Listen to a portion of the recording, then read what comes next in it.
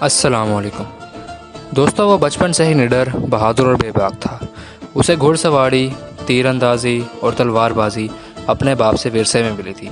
وہ جب شکار پر نکلتا تھا تو کبھی خالی ہاتھ نہیں لوٹا تھا، اور طاقتور ہونے کے ساتھ ساتھ بلا کا ذہین بھی تھا، اور اسی وجہ سے اس کا باپ اس پر بھروسہ بھی کرتا تھا۔ اس کا تعلق اوغوز ترکوں کے کائی قبیلے سے تھا۔ اس کے باپ کا نام سلیمان شاہ تھا۔ تاریخ اس بہادر کو ارطغرل غازی کے نام سے جانتی ہے۔ سلطنت عثمانیہ کا بانی سلطان عثمان اول اسی کا بیٹا تھا۔ اس سے پہلے میں اپنے اس قافلے میں شمار ہونے والے دوستوں سے درخواست کروں گا کہ وہ میرے چینل کو سبسکرائب کر دیں اور ساتھ لگے بیل آئیکن کو پریس کر دیں تاکہ ہر نئی آنے والی ویڈیو آپ تک جلد از جلد پہنچ سکے۔ ارطغرل 1190 میں موجودہ ترکی کے صوبے برسا میں پیدا ہوا۔ جب منگولوں نے ترکمانستان پر حملہ کیا تو بہت سے قبیلوں نے ہجرت کی اور ایشیائے کوچک کی جانب روانہ ہوئے۔ کائی قبیلے نے شام کے قریب ایک علاقے میں پڑاؤ ڈالا تھا، لیکن یہ علاقہ سردیوں کے موسم کے لیے سازگار نہیں تھا۔ اس لیے ارطغرل کا باپ سلیمان شاہ چاہتا تھا کہ جلد از جلد کسی اچھے مقام پر کی جانب ہجرت کی جائے۔ اس کے لیے اس نے ارطغرل کو حلب بھیجنے کا فیصلہ کیا، جہاں پر سلطان صلاح الدین ایوبی کے جانشین حکومت کر رہے تھے۔ حلب کے سلطان العزیز کے پاس سلیمان شاہ کے الچی کے طور پر ارطغرل کو بھیجا جانا تھا، لیکن اس سے پہلے ایسا واقعہ ہوا کہ کائی قبیلے کو مصیبتوں میں دھکیل دیا گیا۔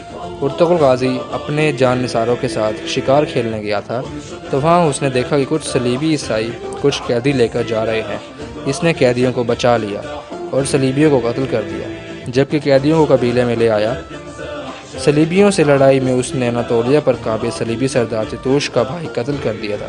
اس کے بعد صلیبی کائی قبیلے کے دشمن بن گئے، جبکہ جو قیدی وہ ساتھ لایا تھا ان میں ایک بوڑھا شخص، اس کی ایک بیٹی اور بیٹا تھا۔ یہ شخص رومی سلجوق شہزادہ غیاث الدین تھا۔ اس کی بیٹی حلیمہ سلجوق شہزادی تھی جو بعد میں ارطغرل کی بیوی بنی۔ اس کا بھائی شہزادہ شہیر بھی تھا، ان کے ساتھ تھا۔ اس وقت تخت کی حفاظت اور کسی بغاوت کو کچلنے کے لیے سلطان نے اپنے بھائیوں کو قید کر دیا تھا، مگر شہزادہ نعمان کائی قبیلے کے ہاتھ لگ گیا۔ اس کی بازیابی کے لیے سلجوق گورنر نے بھی کائی قبیلے کو دھمکانا شروع کر دیا، لیکن کائی سردار نے اپنے روایات کا پاس رکھتے ہوئے قیدی ان کے حوالے کرنے سے انکار کر دیا تھا۔ جو ارطغرل حلب کے امیر سے ملنے گیا تو سازشیوں نے قیدیوں کو سلجوقیوں کے حوالے کر دیا۔ حلب میں ارطغرل سازشوں کا شکار ہوا، لیکن اپنی بہادری اور ذہانت سے بچ نکلا۔ ارطغرل نے جو علاقہ سلطان سے حاصل کیا وہ صلیبیوں کے علاقے کے نزدیک تھا، اور اس میں رہنے کا مطلب تھا کہ موت کے منہ میں چلے جانا۔ قبیلے کے سرداروں نے مخالفت کی تھی، لیکن سلیمان شاہ نے ہجرت کی اور قبیلہ اناطولیہ کی سرحد پر آباد ہو گیا۔ تیتوش نے اپنے بھائی کا بدلہ لینے کے لیے ان پر حملہ کیا۔ کائی قبیلہ نے ارطغرل کی قیادت میں ان کے قلعے پر حملہ کر دیا۔ کائیوں نے صلیبی قلعہ فتح کر دیا۔ 1225 میں جب سلطان سلیمان شاہ کے ارتقال کے بعد قبیلے کی سرداری کا مسئلہ سامنے آیا، مگر اس سے پہلے کہ کوئی فیصلہ ہوتا منگول ان پر حملہ آور کر چکے تھے۔ 1230 میں منگول تاتاری چنگیز خان کی قیادت میں چین اور ایران فتح کر چکے تھے۔ منگولوں کی ایشیائی کوچک کا سربراہ نویان تھا۔ اس نے تمام ترک قبیلوں پر حملہ کیا اور انہیں روندتا چلا گیا۔ اس نے کائی قبیلے پر بھی حملہ کیا اور قبیلے کو آگ لگا دی، اور لوگوں نے مشکل سے جان بچا کر ارطغرل کی والدہ حلیمہ خاتون اور بھائی گلدارو کی قیادت میں اپنے دوست قبیلے دودرگا چلے گئے۔ اس قبیلے کا سربراہ ارطغرل کا ماموں تھا۔ اس نے ان کو رہنے کی جگہ دی اور مدد کا فیصلہ کیا۔ ارطغرل نے منگولوں سے خلاف لڑنے کا فیصلہ کیا، مگر قبیلے کے لوگوں، اس کے ماموں اور بھائی نے اس کی مخالفت کر دی، لیکن وہ خاموش رہنے والا نہیں تھا۔ اس کی دور اندیشی نے اسے بتا دیا تھا کہ منگول سکون نہیں کریں گے اور سب کچھ تباہ کر دیں گے۔ اس نے اپنی بیوی سلطان علاء الدین کے پاس بھیجنے کا فیصلہ کیا تاکہ وہ سلجوق ریاست میں مقیم ہو سکے اور منگولوں کے خلاف جنگ بھی کر سکے۔ ارطغرل جلد از جلد سلجوق ریاست میں جانا چاہتا تھا، اس لیے اس نے اناطولیہ کے قریب ایک علاقے کا انتخاب کیا۔ نویان کے خلاف جنگ کے دوران سخت پریشانیوں کا سامنا کرنا پڑا۔ اس کے ماموں کی وفات کے بعد اس کے ماموں زاد دودرگا قبیلے کا سربراہ بن گیا، لیکن وہ اپنی سوتیلی ماں اور غداروں کے ہاتھوں کٹ پتلا بن چکا تھا۔ ارطغرل کے قبیلے کے سردار کا انتخاب کیا گیا تو بھائی گلدارو نے سرداروں کو پیسے دے کر ساتھ ملایا اور خود سردار بن گیا۔ اس کے سردار بننے کا مقصد تھا کہ وہ ارطغرل کو اناطولیہ جانے سے روکے۔ ارطغرل کے بھائی کی پشت پر سلجوق سلطان کا نامزد کردہ وزیر سعد الدین کوپک تھا۔ جو ایک فتنہ پرور شخص تھا اور سلطان کو مار کر سلجوقی تحت تخت کے پر قبضہ کا خواب دیکھ رہا تھا، لیکن ارطغرل اسے راہ میں رکاوٹ نظر آیا۔ ارطغرل نے نویان کو جنگ میں شکست دی اور صلیبی کی سرحد پر ہجرت کا فیصلہ کر لیا، اور ارطغرل کو دینی شخصیت ابن العربی کی رہنمائی بھی حاصل تھی، جو کہ اس کی ہر فیصلے پر رہنمائی کرتے تھے۔ اس کے ساتھ ارطغرل کی بہادری کی وجہ سے ترکوں کی تنظیم سفید داڑھی والے بھی اس کے ساتھ تھے، اور ان کی مدد سے ہی وہ صلیبی کے قریب سرحد پر ہجرت کرنا چاہ رہا تھا۔ اس نے اپنے بھائی سے بغاوت کی، اپنے چھوٹے بھائی، والدہ اور بیوی اور قبیلے کے 400 افراد کے ساتھ ہجرت کا فیصلہ کیا اور اناطولیہ کی قریبی سرحد پر آباد ہو گئے۔ یہاں آباد ہو کر وہ کئی قبیلے کے اس سکرے پر سردار بن گیا۔ ہجرت کے بعد حالات سازگار نہ ہوئے اور قبیلے میں فاقوں کی نوبت آنے لگی۔ اس دوران قبیلے کی خاتون قالین بنانے کا کام کرتی رہیں اور ان کو بیچ کر اناج لایا جاتا، لیکن وہ بہت کم تھا۔ مغربی سرحد پر اس کا سب سے بڑا حریف قبیلہ چاودار تھا، جس کے سردار جاندار بے کے بیٹے اورال نے ارطغرل کی مخالفت کی اور اس کے قالین کے قافلے پر حملہ کر کے اس کے کچھ سپاہی قتل کر دیے اور سارا مال جلا کر راکھ کر دیا، جس کے بعد اس کے قبیلے پر مزید مصیبتیں ٹوٹ پڑیں۔ وہ جس بازار میں تجارت کرتے تھے اس بازار کا نام ہانلی بازار کہا جاتا تھا۔ اس کا مالک سامون قسطنطنیہ کے صلیبی کا جاسوس تھا۔ جب ارطغرل کو معلوم ہوا تو سفید داڑھی والوں نے اسے ختم کرنے کا حکم دیا۔ ارطغرل نے اپنے سپاہی نورغل کے ساتھ اسے بے نقاب کیا اور جنگ کر کے ہانلی بازار پر قبضہ کر لیا۔ اس نے چاودار قبیلے کے سردار کے بیٹے اورال سے بھی بدلہ لینے کا فیصلہ کیا، لیکن امین سعد الدین نے مداخلت کی اور اسے بچا لیا۔ امین سعد الدین اس علاقے کا سردار اعلیٰ تھا، اس سے اس کی بات کا ماننا ضروری تھا، لیکن ارطغرل اس کو خاتے میں نہیں لاتا تھا۔ اس دوران سلطان علاء الدین کا اس علاقے کا گزر ہوا تو اس نے ہانلی بازار کے رومی اور عیسائی تاجروں سے ضبط ارطغرل کی ایمانداری کا تذکرہ سنا تو وہ اس سے بہت متاثر ہوا۔ سعد الدین نے سلطان کو ورگلایا کہ ارطغرل ریاست کے اندر ریاست بنا رہا ہے اور ہانلی بازار کو سلطنت میں دے دینے کی بجائے خود اس پر قابض ہو گیا ہے، لیکن سلجوق سلطان پہلے ہی ارطغرل کا مداح ہو چکا تھا اور ترکوں کی روایات کے مطابق تلوار سے حاصل کی گئی جگہ اس کی ملکیت ہوتا تھا، تو ارطغرل کو سارے علاقے کا سردار بنا دیا اور سعد الدین کو واپس پونیا بلا لیا۔ سردار اعلیٰ کے ساتھ اس نے ارطغرل کو کالا چائسر قلعہ فتح کرنے کا حکم دیا، کیونکہ انہوں نے سلطان پر حملہ کرنے کی کوشش کی تھی۔ سلطان نے اس کو وعدہ کیا کہ وہ جلد اسے ایک فوج مدد کے لیے بھیجے گا۔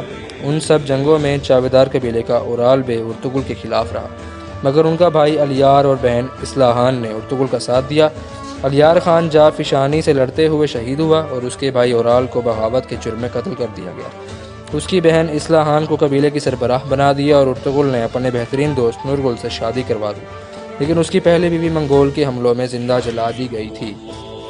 یوں دونوں قبیلوں میں دوستی کی فضا قائم ہو گئی۔ اس دوران ایک جھگڑے میں قلعے کا کمانڈر باسلیوس ارطغرل کے ہاتھوں مارا گیا اور نیکیا کے شہنشاہ نے آرس کو گورنر بنا کر بھیجا۔ آرس نے ارطغرل کی طرف دوستی کا ہاتھ بڑھایا اور جنگ روک دی، لیکن امیر سعد الدین اور چاودار قبیلے کی دوسری شاخ کے سردار بہادر بے کے ساتھ مل کر اس نے ارطغرل کے خلاف سازشیں شروع کر دی۔ اس نے ارطغرل کے بیٹے کو بھی قید کر لیا اور بہادر بے کی سازشوں میں مدد کی۔ ارطغرل نے بہادر بے کو قتل کر دیا اور چاودار کا نیا سردار اصلاحان کے شوہر نورغل کو بنا دیا۔ اس سے نمٹ کر ارطغرل نے سلطان کی فوج کا انتظار کیے بغیر ہی اپنے سپاہیوں کے ساتھ مل کر حملہ کیا اور قلعے کا پر قبضہ کر لیا۔ قلعے کا گورنر آرس اپنی جان بچا کر بھاگ گیا اور قلعے پر سلجوق سلطنت اور کائی قبیلے کا جھنڈا لہرا دیا۔ کالا چائسر قلعہ اور ہانلی بازار فتح کرنے کے بعد ارطغرل کا ہر طرف چرچا ہوا۔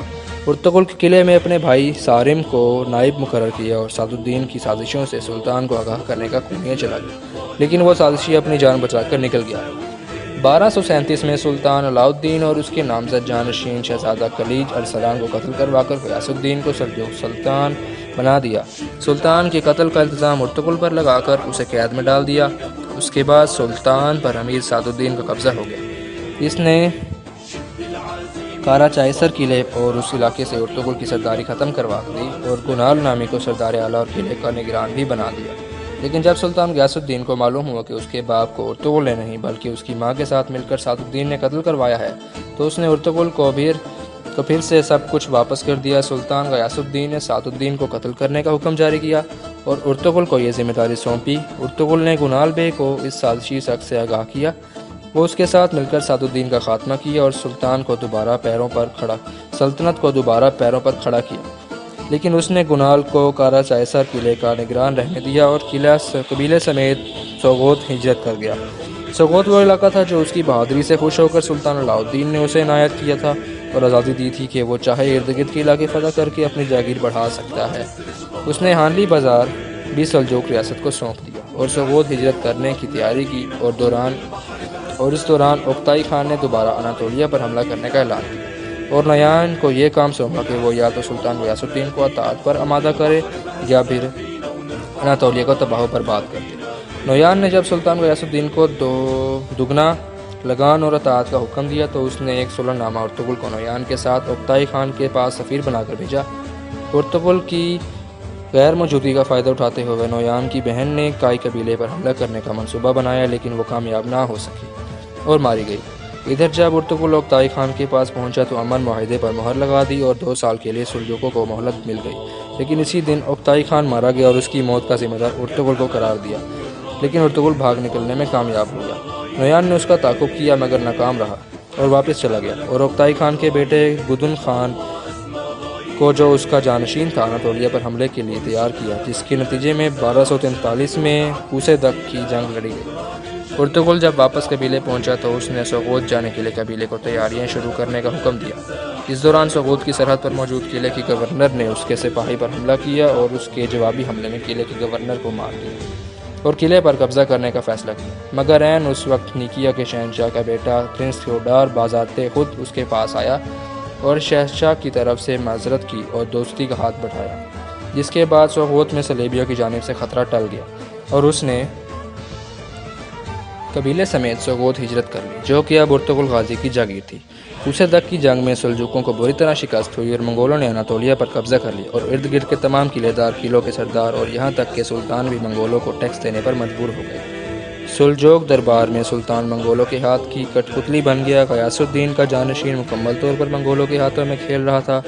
مسلم امراء منگولوں سے سونا لے کر ان کے مفاد کے لیے کام کر رہے تھے۔ سلطان کے بڑے بیٹے عزالدین قابس منگولوں سے بغاوت کی، لیکن اس کا ساتھ دینے والا کوئی نہ تھا، اس لیے اس نے نیکیا میں جا کر پناہ لی اور اس کا بھائی رکن الدین کلیج ارسلان سلطان بن گیا۔ منگولوں کا حکمران ہلاکو خان بن گیا تھا، جو مشرق میں تبریز تک خون کی ندیاں بہا چکا تھا اور عنقریب اناطولیہ کے باغیوں کے روندنے کا منصوبہ بنا رہا تھا۔ اس دوران ارطغرل نے سوغوت میں اپنا قبیلہ بسا لیا اور وہاں سے منگولوں کے خلاف جدوجہد جاری رکھی، لیکن یہ جدوجہد ظاہری نہیں تھی۔ ظاہری طور پر وہ منگولوں کو ٹیکس دیتا تھا، لیکن اندرونی طور پر منگولوں کے خلاف ایک بڑا منصوبہ تیار کر رہا تھا۔ اس نے مصر کے مملوک سلطان ملکو الظاہر رکن الدین بیبرس اور چنگیز خان کے پوتے برقع خان، جس نے اپنے قبیلے کے ساتھ اسلام قبول کر لیا تھا اور منگولوں کے خلاف جنگ جاری رکھے ہوئے تھا، اس کے ساتھ مل کر ایک منصوبہ بنایا۔ سلطان عزالدین اور اس کے حامی قبائل کو اکٹھا کیا اور ان 2 بڑی طاقتوں کو منگولوں سے لڑنے کے لیے تیار کیا، لیکن اندرونی سازشوں سے صلیبی قلعے کے غدار گورنر کی طرف سے حملوں کے بعد ارطغرل بری طرف پھنس گیا تھا، کیونکہ اپنے عظیم مقصد کو پورا کرنے کے لیے ایک بڑی جنگ ضروری تھی اور اس دوران وہ کسی طور پر بھی بازنطینی سے جنگ کا سوچ بھی نہیں سکتا تھا۔ منگولوں کی شورش جاری تھی، جبکہ کئی قبیلے کے لوگ ان سے مل چکے تھے۔ ارطغرل کا سوغوت سے کنٹرول ختم کرنے کے لیے سلجوق وزیر بہاؤالدین نے امرولو قبیلے کو سوغوت میں بسانے کا فیصلہ کیا۔ امرولو قبیلے کا سربراہ ارطغرل کے خلاف تھا، مگر ان کی بیٹی ارطغرل کو پسند کرنے لگی اور بعد میں اس سے شادی کر لی۔ صلیبی باغیوں نے قلعے پر قبضہ کر لیا اور ان کا سربراہ کمانڈر راگوس تھا، جو ارطغرل کو سوغوت سے نکالنا چاہتا تھا۔ اس نے امرولو قبیلے کے سردار کو قتل کر کے اس کے الزام ارطغرل کے بیٹے قندوز پر لگا دیا، جس کے بعد دونوں قبیلوں میں لڑائی کا اندیشہ ہو گیا، لیکن ارطغرل کی ذہانت اور سمجھداری سے وہ اس مصیبت سے بچ نکلے۔ عمرو بے کے بعد اس کے بیٹے بولوگ بے قبیلے کا سردار بن گیا۔ بولوگ بے منگولوں کا خاص آدمی تھا اور باغی قبائل کے خلاف ایک مہم جاری رکھے ہوئے تھا۔ اپنی اصلیت چھپائے ہوئے وہ البستی کے نام سے ترک قبیلوں کے لیے وحشت بنا ہوا تھا۔ دوسری طرف دراگوس بھی گمنام تھا اور ارطغرل کو 2 گمنام دشمنوں کا سامنا تھا اور وہ دونوں اس کی نظروں کے سامنے تھے، یعنی البستی بولاگ بے کے روپ میں اور دراگوس سوگوت کی کلیسا مرزنگوز کے روپ میں۔ البستی نے ارطغرل کے بھائی گلداروں کے قبیلے کو بھی تباہ کر دیا تھا اور وہ اپنی جان بچانے کے لیے پہاڑوں میں روح پروش تھے۔ ارطغرل کے سامنے نادیدہ دشمن تھے اور ایک عظیم مقصد اس کا منتظر تھا۔ اس صورتحال میں وہ کسی طور پر ان معمولی دشمنوں کو نظر انداز نہیں کر سکتا تھا۔ ارطغرل نے منگولوں کے 2 سرداروں کو قتل کر دیا جو اس کے قبیلے پر حملہ آور ہوئے تھے۔ ان کے موت کے بعد ہلاکو خان کا بھائی اروق بوکا اس کے مقابلے کے لیے سوغوت آ گیا۔ اس نے البستی کی مدد کی اور ارطغرل کے خلاف جال بننے شروع کیے، لیکن ارطغرل پھر سے اپنی ذہانت کی وجہ سے بچ نکلا۔ اس نے اطراگوس کو بے نقاب کیا اور اسے قتل کر دیا۔ البستی بھی جب کھل کر ارطغرل کے سامنے آیا تو اس کے بھائی گلدارو کے ہاتھوں مارا گیا۔ ارطغرل نے دشمنوں سے نمٹنے کے بعد مغرب میں برقع خانوں سے ملاقات کے لیے چلا گیا۔ اروق بوگا کو جب اس بات کا علم ہوا تو وہ اس کے پیچھے چلا گیا۔ ارطغرل نے برقع خان کے غدار وزیر کو بے نقاب کیا اور اروق بوگا بھی برقع خان کے ہاتھوں مارا گیا۔ ارطغرل نے برقع خان کے ساتھ مل کر منگولوں سے جنگ کی۔ اس نے برقع خان کو یقین دلایا کہ جب وہ منگولوں پر حملہ کرے گا تو اناطولیہ کے ترک اس کے شانہ بشانہ ہوں گے، جبکہ سلطان ظاہر بائبس بھی اپنے فوج کے ساتھ شامل ہو جائے گا۔ ارطغرل واپس قبیلے آ گئے اور چھوٹے بھائی دھندار بیگ کو قائم مقام بنا کر اس جنگ کے لیے روانہ ہو گیا۔ اس جنگ میں منگولوں کو شکست ہوئی۔ لڑائی کے دوران ہلاکو خان علیل ہو گئے اور چل بسے۔ مسلمانوں کو فتح نصیب ہوئی۔ بغداد میں خلافت عباسیہ کے خاتمے کے بعد خلافت عباسیہ قاہرہ منتقل ہو گئی۔ سلطان بائبرس بھی واپس مصر چلا گیا اور ارطغرل جنگ بے غازی بن لوٹا، اس لیے غازی اس کے نام کا حصہ بن گیا۔ وہ 1280 میں 90 سال کی عمر میں سوغوت میں فوت ہوا اور اسی شہر میں اس کا مقبرہ تعمیر کیا گیا۔ ارطغرل غازی کی بہادری اور شجاعت اور فروغ اسلام کی خاطر جدوجہد کی نشانی کے طور پر ترکمانستان میں اس کے نام پر مسجد بھی تعمیر